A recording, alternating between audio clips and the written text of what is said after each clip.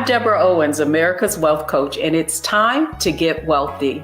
You're going to learn exactly what you need to do to finally achieve the level of financial success you desire and you deserve. Black is beautiful and profitable too. The beauty supply industry is an $18 billion industry, and African Americans buy more ethnic products than any other group, 9 times more to be exact. And the truth is that they own only 1% of the beauty supply stores. The majority of African American beauty supply stores are owned by Korean Americans, and they also control the supply chain. Part of that is because many of the products that you find in beauty supply stores, like wigs and hair, are manufactured there. Well, when our guest today found out about that fact, she decided to take matters into her own hands and teach African Americans how they can start their own beauty supply store. And so here's what I want you to know, or what they don't want you to know, about what it really takes to achieve and have a financial successful business. First off is that obstacles really are opportunities, and that's what you're going to learn today. And the other thing is that there's strength in numbers. When you learn how to leverage your resources together, you can overcome any obstacle, and that success leaves clues. And that's why if you want to be successful in any business venture, then you need to find a mentor. And so that's exactly what we're going to cover today. You know that our framework on Get Wealthy for achieving success is mindset, strategy, and execution. And so that's exactly where we're going to begin today with our guest, Janice Fredericks, who, when she discovered these numbers, decided to take matters into her own hands and start her own successful beauty supply store in Queens, New York. And I'm excited to welcome her to Wealthy You today. So Janice Fredericks, welcome to Get Wealthy. Hi, good morning. Good morning. Thank you so much for having me. I'm so excited to talk about beauty supply stores with you this morning. Well, to my point, I mean, Black, it really is beautiful and profitable when it comes to, ethnic beauty. I mean, that figure that I quoted, we purchase 9 times more of these products. Right. So talk to us a little bit about how you basically, when you learned of this, you decided to go into this venture. Right. So like many young African-American women, I was working in the corporate space, and I would frequent the beauty supply stores every single week. And before I knew about the larger, billion-dollar number, I just sat in a beauty supply store one day for 10 minutes and I counted the transactions, and it was almost like 3,000 that was transacted within 10 minutes. But at the end of that transaction, the person who was collecting the money was treating all the Black women like garbage, right? And so I decided in my mind, I just sat in that moment. I was like, wow, we are spending so much money. But at the end of their transaction, it was like a lackluster experience. And I decided to myself, this has to change. I no longer want to spend the amount of money that I'm spending in these stores and leaving feeling horrible, basically. We would go to Saks and, Nordstrom, and we get the champagne experience and we spend hundreds of dollars. But when we go to our local beauty supply store and we're spending the same exact money, we're not getting treated with that champagne experience. And that's exactly why I started my own beauty supply store almost 12 years ago, because I wanted to be the change. I wanted to see this industry. And I also knew that Black women spend a ton of money on beauty supply, as I was in that store just counting the transactions. As I thought about how much money Black women spend in beauty, I sort of like look at my aunts that they Mm-hmm. were the glamour queens, right? And so, certainly they grew up in the Jim Crow era. And I remember my aunt saying to me, "Oh yeah, we literally had to use charcoal for eyeliner, right?" And yet they would still make themselves up into these I mean, some of the pictures of them when they were young were just amazing.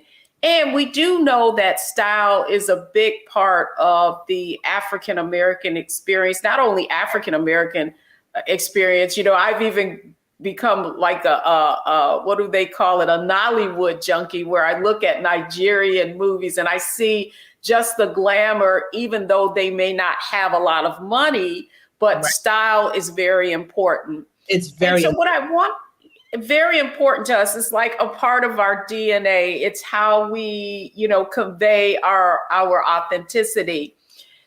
But I'm really, really curious. That number of 1% kind of took my breath away. And so my first question to you is about, what are the barriers to entry? Why is that number so small? right. So that number is small. Like, as you mentioned in the beginning, this is an Asian dominated market that was actually designed to do that. And so back in the 1970s, where the government had put certain clauses for the Asian Americans to profit off of this industry through manufacturing and distribution, that happened all back in the 1970s. And so that there were clauses to allow the Asian Americans to come to America and be successful through those distribution channels. Well, then they needed a retail space for those channels to survive. And that's when the beauty supply stores really started to kick off. And so because there has been this Asian domination in the industry for decades, they have been able to completely kick African Americans out of this industry. And so when I got started in 2010 with my beauty supply store, I had to literally find another Black-owned stores just to get products. And I had to actually buy products through this other store before they were going to even give me accounts for my own store. Because when I would call the vendors, and if I didn't speak the native tongue, they would literally hang up on me. And so it was extremely challenging to actually open direct accounts with vendors so that I can be a profitable beauty supply store in my first 2 years of business because I didn't speak the native tongue. And so I had to literally get all of my supplies and get my entire start by having a mentor myself.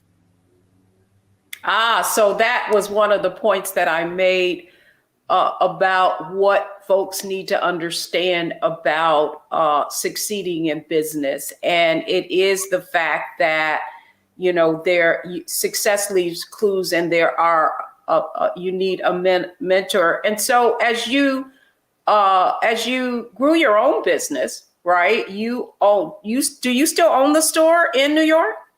No, I do the consulting full time now. So we created the stores for 8 years, and then I had to completely pivot into helping other Black women because it was a full-time job. And so now that's what we do. We literally take you from A to Z on all of the things step by step you need to have in place to open and run a very successful beauty supply store with your own unique branding, because we know that there are a dime a dozen in our community. And we are not only just competing with our local beauty supply stores, but we're also competing with the big box retailers now, because as you know, Deborah, the Targets and the Walmarts, they are all after Black hair care now, especially in the natural space. And so it is important strategy-wise, when we talk about strategy and entering this industry in a really strategic way, it's important that we really create a really unique beauty brand before getting started in beauty supply and actually setting up. I want to get to strategy in our next segment, but I'm really curious because I think that what is necessary is that people are informed if they are going to look at this as a business opportunity.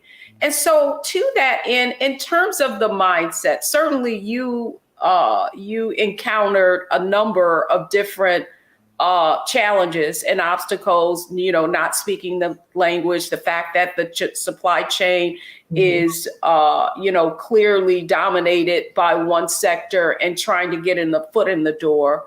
So I want to start with the mindset that you have found in coaching others that you need to bring to the table if you're going to capture this huge market, right? And those increase the number of beauty supply stores that are owned by African Americans themselves. Absolutely. So the first thing I would say is to be definitely purpose driven in this industry, because what we're doing in this movement of creating Black-owned beauty supply stores in our community is where we're becoming change makers. We are here to change the way that Black women have historically purchased their beauty supply products through experience. And so that's the first mindset. It's not a get rich quick type of business. There are going to be a ton of obstacles and challenges. Like I mentioned, the biggest one is actually our vendors and just getting inventory for your beauty supply store. And so you have to have the mindset of I'm a pioneer in this industry. And so it is not going to be easy. I'm a change maker in this industry. And so I'm going to have some challenges, especially when it comes to just even getting the biggest asset on our balance sheet, which is inventory in for the store. You definitely have to have the mindset of this is a risk, right? Again, because we are, treading these waters that aren't really known in our community, and we're all doing this for the first time. Most of the Black-owned stores in the community are the first ones there, and so with those things in mind, you really have to have tenacity. You have to have grit. You have to be able to pivot. Because a lot of times, again, just going back to that Asian domination, that we have to be able to pivot when they say you can't open a store here because there's a store 3 miles away. And I have seen that with many clients. So really the main thing is just to be purpose driven and to understand that you're a pioneer in this and it's not going to be an easy road. Well, it is interesting because in you just sharing in the first few minutes that you couldn't go direct to suppliers, so you had to get your products from other vendors, other beauty supply owners. I mean, that certainly was overcoming an obstacle. And so I'm interested in how you had to, how you thought through if you were going to be successful, that this was the first step you needed to take. Yes. So as I tried to navigate opening my accounts directly, and then I was, hit with those obstacles, I thought to myself, listen, this is not going to always be the issue. I'm going to get the products anyway, and then I'm going to show these reps, because these are sales reps and they make a commission off of their off of the invoices, that, hey, if I can get the products anyway, and I could show you that people want to shop with me, even though my prices are a little bit higher because I have to charge a little bit more, obviously, because I'm not getting the product direct, but they still want to shop with me because I'm Black owned, for them to just go ahead and open the accounts anyway, because I still have your product anyway. And this is what I also explain to a lot of my clients who are facing issues with getting accounts directly. I say you may have to take a slight loss in the beginning, profit-wise, because you have to go through like a third-party vendor, or you may have to order with another beauty supply store. But after a while, once they see that people are going to support you, even with a higher price point, because you're a Black-owned beauty supply store and you're offering them experience outside of just the products that they buy, so it's not so transactional, that they will still support you, and that it will be advantageous for the vendor to open accounts for you. So that is exactly what I did. I just kept moving forward.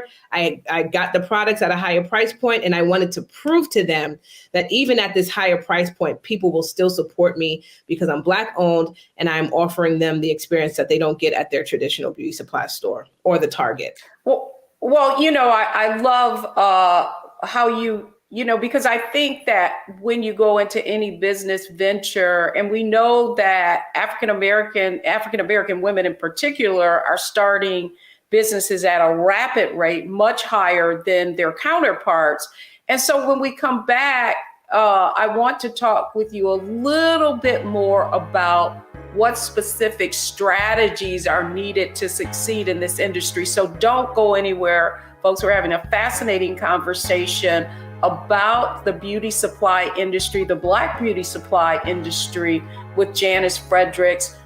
She has a coaching and consulting company called Retail Genius, and we'll be right back.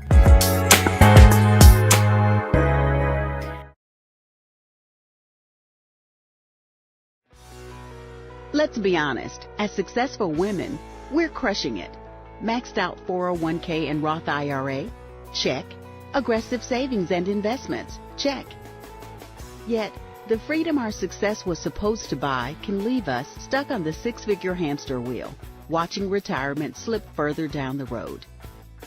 There's another way.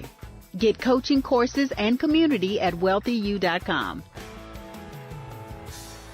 Pull up a chair, take your seat. The Black Tape with me, Dr. Greg Carr, here on the Black Star Network. Every week, we'll take a deeper dive into the world we're living in. Join the conversation only on the Black Star Network.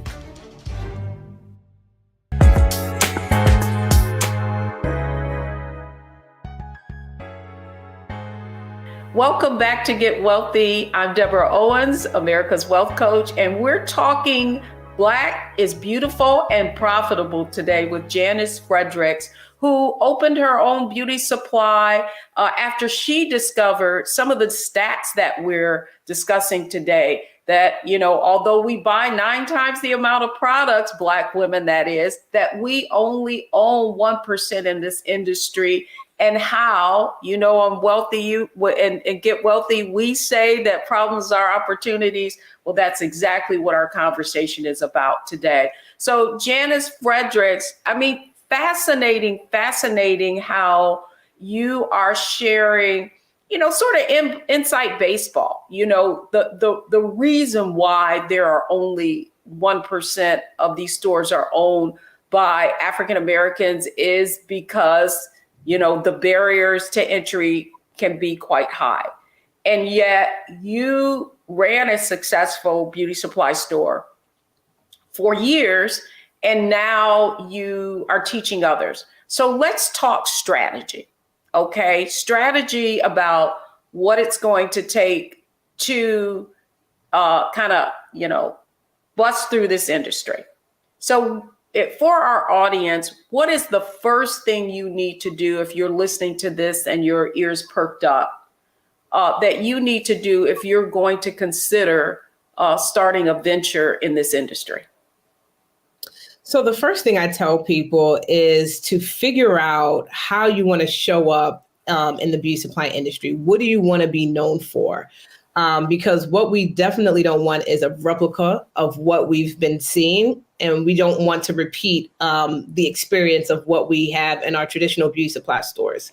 And so I always ask women, what is the void in your community? What do people complain about when they go to their local traditional beauty supply stores? So in my case, again, back in 2010, this was the start of the natural hair care boom. And so the biggest void was women not having access to the natural hair care products that they were purchasing online. Because again, this was before Target and Walmart, had their natural hair care aisles in their stores. And so the only way to get these products was online. And so I decided to capitalize on that because I saw that that was a void in the community. And I was actually one of the first beauty supply stores, even nationally, to carry several Black-owned natural hair care brands in my store. And so my store in Queens, New York, which was a very, very small, cute store, it literally became a natural hair care hub. And so I capitalized on that niche market of providing hair care products to my consumers, products, again, that they can only historically find online or, find on social media. And I was the first to actually have those products in my store before they went on to like big box retailers. And so being able to figure out like, what is the void in my community? What do Black women complain about is the number one strategy to figure out how you want to show up in this industry with your own unique beauty brand. The second thing that I always talk about is the location. So location is still king. And it's so important for you to build your beauty supply store in a space where, Black women are either shopping, where they work or where they live, so that you can capitalize that market. And also, when it comes to location, a lot of times people are afraid to open their beauty supply stores because they may be another Asian-owned store, 3 miles away or 5 miles away. And what I actually say to that is I get excited because I know that when I open my beauty supply store in that area with the type of experience that I'm going to present to the community, that I'm going to immediately take all of their customers, just because we bring something different to the table when we open our Black-owned beauty supply stores in our communities.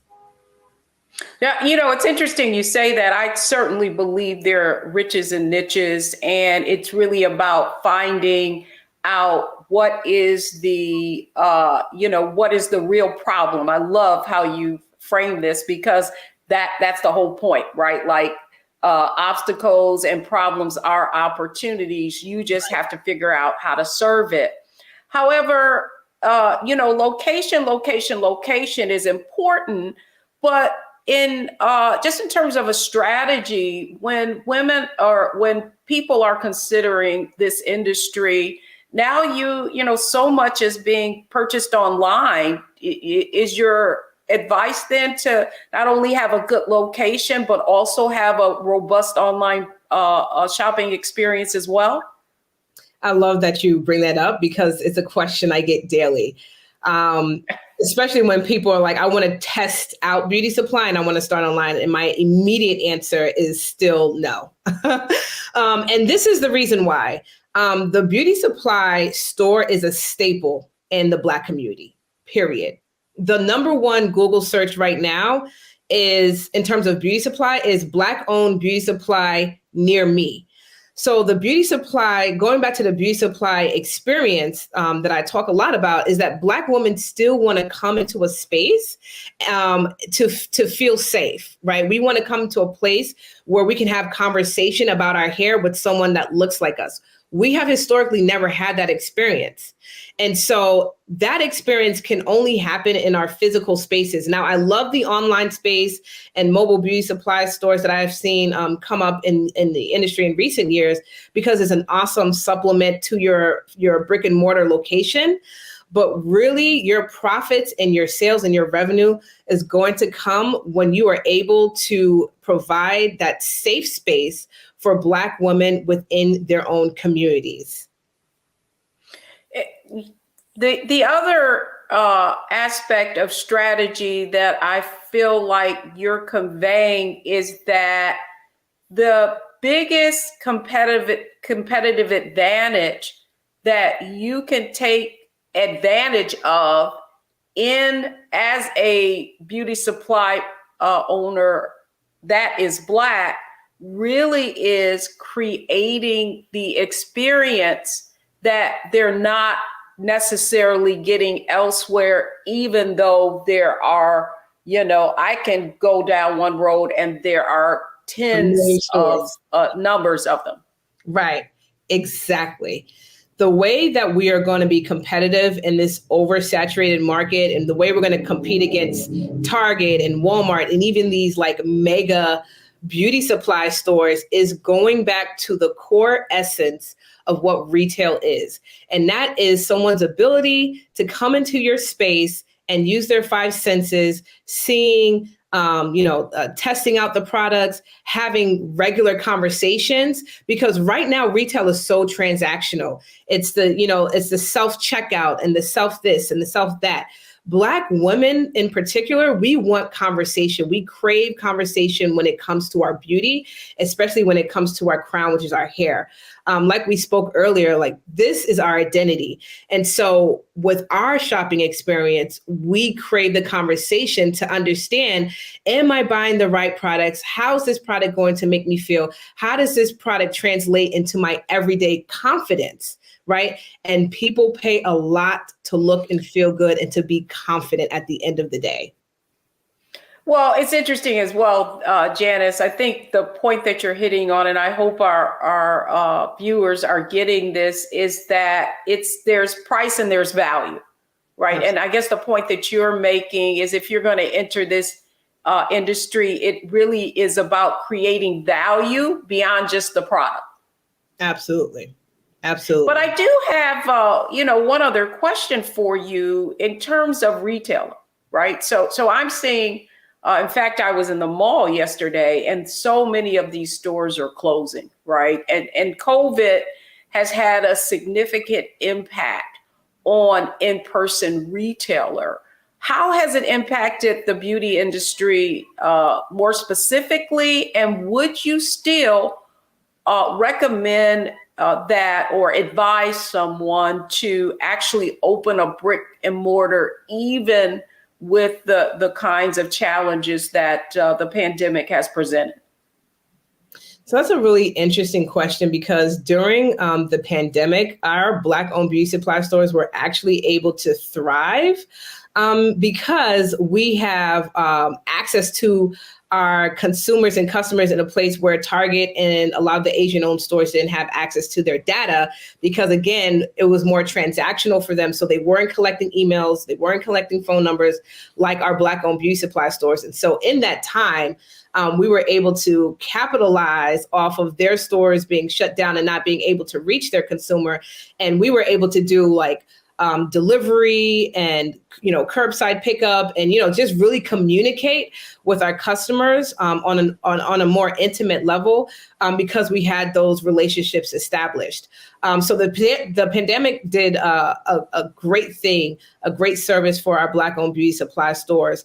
And it did obviously change the way our consumers shop for beauty supplies. And so that you will have a small group of people who still prefer to do curbside pickup and delivery and things of that nature. And so what that actually did for our Black-owned stores, it just actually created additional revenue channels. And so now we have the ability to outsource delivery. We have the ability to have 24-hour service where we can outsource someone coming to pick up their products or do a delivery service. So some of our stores do have a 24-hour service where they can deliver your products to your hair salon, for example, 3:00 in the morning. I have one client that does that and she makes a lot of money. So there has been so many different opportunities now that the pandemic has happened and it kind of shaped the way people are shopping for their beauty supply, where we can add in those additional revenue streams in addition to our actual brick and mortar locations. What you're talking about is innovation. And, as a business owner myself, certainly I had to innovate. A lot of that had to do with virtual and just how we connected. However, last thing, I think the biggest impediment or one of the biggest challenges in retail right now, we're hearing how difficult it is for staffing. And so what advice would you give to someone considering this venture around, attacking that whole staffing challenge? So my number one thing when we talk about hiring people for your beauty supply store is just making sure that they understand that this is a purpose-driven business and that they have that mission and vision ingrained in them. So they're not just, because retail has very high turnover. We all know that. And so you will experience a little bit of that. But if you do an excellent job at explaining what the mission and vision of this business is, and explaining to your potential staff members that, there is an overall movement that is being taken place in the Black community where you can be a part of this, that definitely helps with retention right now. Oh, I love it. Mission, vision, and values is always the way to retain employees and help them to feel a part of A not big just, movement. it's not always about the profit, right? It's not always about the profit or making money, is that people want to feel valued and affirmed in their workplace. We've covered a lot in terms, we started with mindset, know that you're going into this and that there are some, some challenges, some things that you're going to have to overcome, but those challenges are opportunities if you approach it the right way. And then strategy, we talked a lot about how, if you're going to enter this industry, you need to innovate and really think out of the box, but more importantly, take ownership and convey that it's a movement and that you're going into this not just about profit, but purpose is a part of that. And when we come back, I want to talk to Janice a little bit about execution. Now, if you're thinking about, if your antenna went up and you thought this could be an opportunity, now we're going to talk about how you execute on it. So we'll be right back. Hi everyone, my name is Yemi. I was a part of Genesis Beauty Supply Bootcamp. I have to say the class has been amazing. It's been a blessing actually, because I knew I wanted to open a beauty supply store. I just didn't know where. Once I started the class with her, she helped me understand and have a solid foundation on how to run a successful retail business and how to open one as well. We discussed about branding, marketing, our inventory mix and all of that. And whenever I had questions, she was more than willing to answer them, and she was very professional. And it has been really great, honestly. And then I feel confident that once I start, I will be able to have a successful business, and she instilled that confidence in me. Thank you, Janice.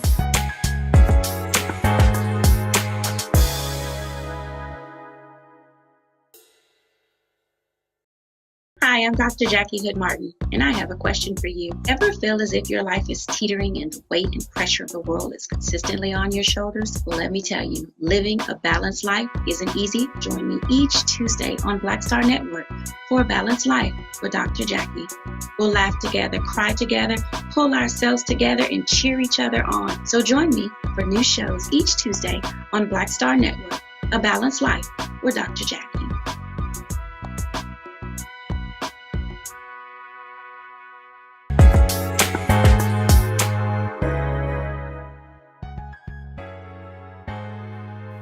I'm Deborah Owens, America's Wealth Coach, and I hope you're enjoying our conversation on Get Wealthy today. Black is beautiful and profitable, and our guest today is Janice Fredericks. She is owner of Retail Genius, and she has taken the beauty supply industry on and helping more Black women get involved in it. There's certainly room for growth, knowing that only 1% own beauty stores in this industry. And so now it's about execution. So Janice, come on back, because I am all about execution. We talked about mindset, strategy, execution, and the reason Get Wealthy exists is to help people get exposed to information on how to build wealth. And now we're talking about building wealth through entrepreneurship. So I want to take an inside peek of the kinds of consulting you do with people who are considering this industry. So if I wanted to execute on this, what's the first thing that I need to do to prepare myself to be successful in this industry? Yes. So the first thing that you need to do to be successful is to go back and think about what your why is for even getting into this industry, and why you want to, create a beauty supply store in your community, and how you want to show up in this industry. Like, what is going to be your it factor? That's literally the number one thing that we do. What kind of products do you want to sell? Like, so I mentioned in my and with my store, I capitalized on like the natural hair care movement. And so like what trends can you capitalize on? Because that's going to be the focus of our core product mix. And so we take time to really define that, because again, we don't want to be a replica of what we've seen in the community already. And so when we come up with your unique beauty supply brand, we then start to think about the funding. So the funding piece is one of the biggest obstacles for people actually getting started. So they have the strategy, they know how they want to show up in this industry, they know what the void is in their community, but it's the funding that holds a lot of people back. And so it's the funding, and then it's figuring out, well, how much do I need for my particular store, right? Because we have boutique size stores, and then we have mega beauty supply stores. And so the funding piece and the budget varies a lot. Location is a big factor. I opened my store in New York, which is one of the most expensive places to operate any type of business. And then there's a lot of Black-owned beauty supply stores down in the South. And so all of these factors, we sit down and we figure out, what is the budget going to be? Where are we going to get this funding? Do we need investors? And so we come up with a funding map, which is just your roadmap of how we're going to get funding for your beauty supply vision. Because what I want is to see your vision be executed. I don't want to scale down. I don't want to dumb down the vision. I want to make sure that we figure out how we're going to get the funding to execute your specific vision that God gave you. And once we figure out the funding piece, we get to work on the second biggest obstacle, which is finding that perfect location. And so on our team, we actually have a realtor that does that part for our clients. And so she goes out and she looks at different spaces, and she, comes up with an LOI and, walks our clients through that whole process of, securing an amazing location, getting an amazing lease. And then we start to build out the store. And so I have an amazing team with me now, where I have an architect on our team who does an amazing store layout. I have an interior designer who builds out a beautiful, appealing, premium space where Black women can come and just feel luxurious and feel seen and have an amazing experience in your store.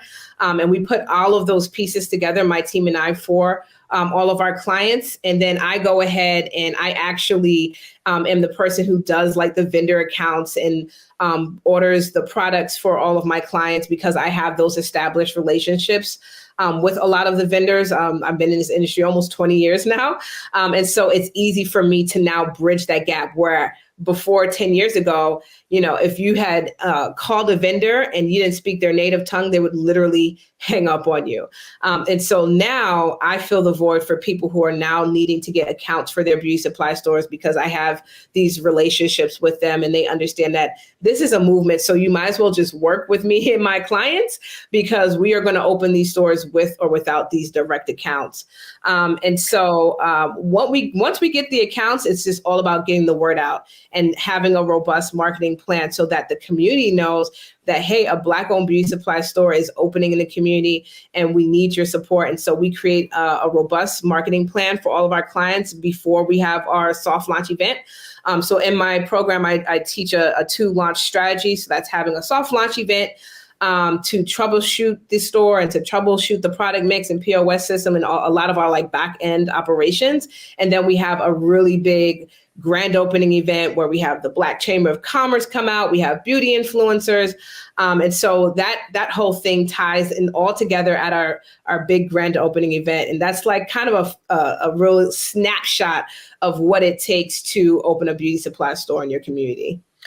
Well, yes, this is Get Wealthy. And one of the things that I'm a numbers person. And so what I would say, what I want this audience to understand is typically if you were going into a franchise or something of that sort, there's a minimum investment required. And then I want them to get a sense. So if you were just to look back over the people who have maybe were sort of early stage and maybe didn't have the a lot of capital to invest.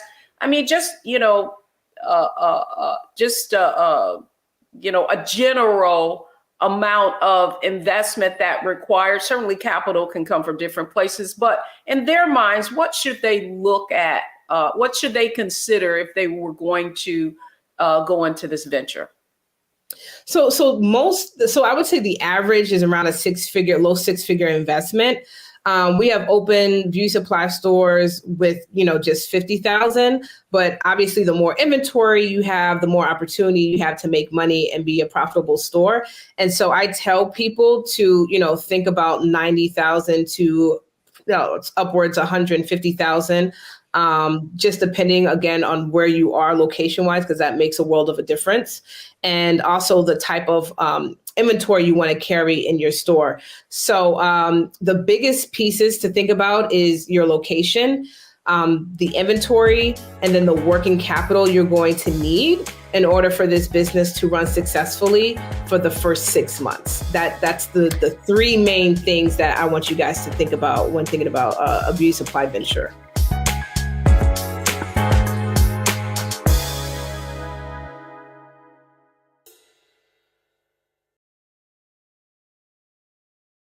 We feel the hidden impacts of climate change that land harder in Black, Brown, and Native communities. Not many people talk about it because they clearly don't know our lives. But with President Biden's landmark infrastructure and climate plans, our issues are finally seen. Removing lead pipes means we know our water is safe. Cutting carbon pollution helps our kids breathe easier. 1.5 million new jobs means stable work in communities. The impact we need. Right now. Welcome back to Get Wealthy. I'm Deborah Owens, America's Wealth Coach. One of the things that I hear you saying is about inventory, and inventory is money. And so in this industry, what are like the terms? I mean, can I buy with a 90-day invoice strategy? I mean, what are the terms, if you will, of agreement for actually getting product? So for inventory, you will have to pay for all of your inventory up front. I've also found that out the hard way. A lot of the vendors don't like to give terms in the beginning, but after about 3 to 6 orders, they do offer net terms. So net 30 days, net 60 days, net 90 days. In some cases, they will offer terms, but a lot of times just getting in this industry and not being an Asian-owned store, they will not extend terms to you. So that is why it is so important for you to understand what your budget is going to be and how much inventory you're going to need to fill your store up front, because you will have to pay for all of that inventory out of pocket when you first open your beauty supply store. And then, the other thing is inventory is money, right? Like I know the numbers person in me, and even being a business person. So how do I'm just trying to, kind of help the audience understand why it's so important to do your homework and get the type of knowledge you need to be successful. How do I know how much inventory to order and of what products? I mean, do you have like information on, do you counsel them just on, what their product mix should be, and actually how to determine what's going to be in demand? Exactly. So that is the hardest part. And I still to this very day, when I do orders from clients, it is a huge headache because it's so many products, and it takes days to even figure out one invoice. And so how we start with this is that we look at the product mix and how you want to be represented or known in this industry. And then we identify different vendors that carry those specific products. So for example, with my beauty supply store, again, I knew I wanted to focus on like Black owned, clean beauty, natural beauty, hair care products. And so I had to then identify the vendors that sold those products. I had to reach out to a lot of the manufacturers, as well as the distributors who carry those products, and then get the pricing to understand what the budget is going to be. So it is a really, really tedious process, to say the least. And now we actually, remove that headache for our clients, and we do that ourselves. But when I got started, I had to rely on a mentor for all this information, because this is not something that you can find online. This is not something that you can Google. You literally have to sit down with someone to understand, what is the pricing, how you price your products, what is selling right now, what are people asking for. You have to literally connect with a mentor, or someone who's seasoned in this industry, to really understand all of this information. Because again, the Asians understand this stuff because they have been in this industry for decades, and they have those relationships already with the sales rep. We, however, have to figure out, where do we get this information? Where do we understand pricing? Where do we even understand what a product mix is? And that was a huge void when I first got started, because, I didn't understand, exactly what the community wanted. I knew what I liked and what I wanted, and what my, family members liked and what they wanted. But the overall community was a part that I was missing. And so to partner with someone who understands the trends and who understands consumer behaviors, because they've been, operating their business, was, very, very important for me to connect with, so that I can also be successful in my beauty supply store. And so this is exactly what we do now in our program, is we take people through the process, depending on where their location is, to understand what the trends are, how are consumers, buying patterns in their community. And then we create the strategy based on that data. And then, finally, I'd like to ask you is, we love to analyze, optimize, and maximize. So if you were going to tell someone, one of our viewers, how they would analyze, optimize, and maximize on the fact that this is a market that is has so few Black owners, what would you say in just a kind of quick synopsis of the opportunity itself? Right. So to analyze, number one is just to walk into your own local beauty supply store, just like I did, and to look around and see the amount of money that's being spent in just the time that you're there. Right. And then you could see that, wow, this is a really lucrative industry. I remember in my own beauty supply store, and it was actually around tax time, that a woman came in and told me that she was going to spend her entire tax check on beauty supplies. I remember young girls coming in and spending their whole, McDonald's paycheck on beauty supply.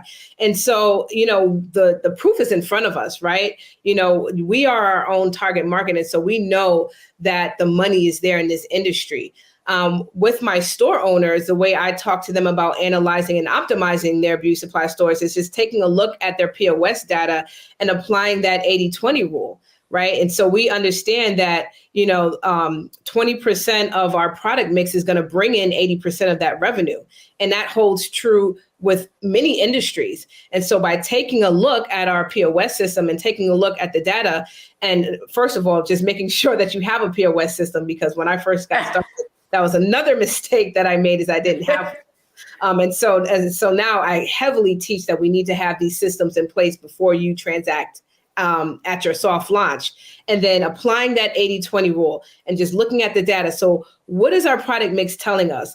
What 20% of our product categories are bringing 80% of that revenue? And let's drill down on that, and let's, replenish our inventory based on what that data is showing. And that's exactly how I scaled my own beauty supply store, is just taking a look at what the trends are and just keeping my ear to the ground with our consumers and having those conversations. Because again, historically, we come into these stores and there's no conversation, with the owners. And so we have the opportunity to have those conversations. Having events was something that I started with my beauty supply store, and there were never events in the beauty supply store. We never sat down and had actual Black-owned natural hair care brands come into our stores. So I teach a lot of these different innovative strategies with my clients, is that you have to, have these experiences with your consumer to know what is working versus what is not working. And then you can capitalize on that information through experience. And then, brilliant, because you're a woman after my own heart when it comes to numbers. You know, the data will tell you. When somebody asks me, what should I do? I say, crunch the numbers. And then finally, Janice Fredericks of Retail Genius, please let our audience know how they could get in contact with you if they want more insight and information on Retail Genius. Absolutely. So you can find me on Instagram and Facebook at The Retail Genius. I also have a free mentorship group. So if you are just curious as to what this looks like, you can join our free Facebook group. It is called the Black Beauty Supply Power Circle over on Facebook, where I go live and just share information about what it takes to be a Black-owned beauty supply store. And then also the website is theretailgenius.com. Excellent. Well, Janice, thank you so much for coming on and giving us some insight into an industry that far too few African Americans are involved in, and that means that there is opportunity.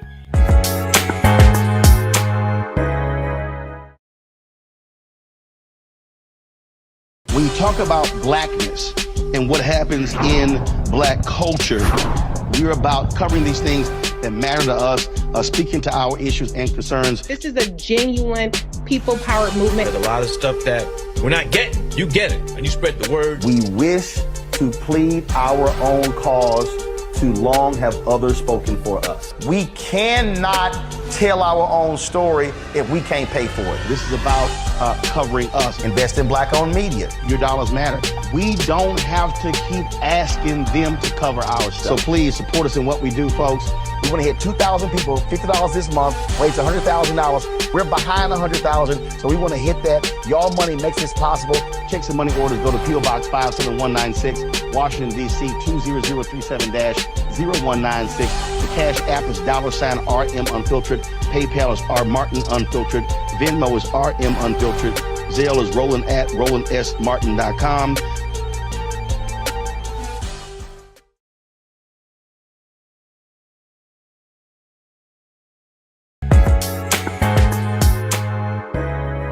Welcome back to Get Wealthy. I'm Deborah Owens. What are the takeaways from our show today?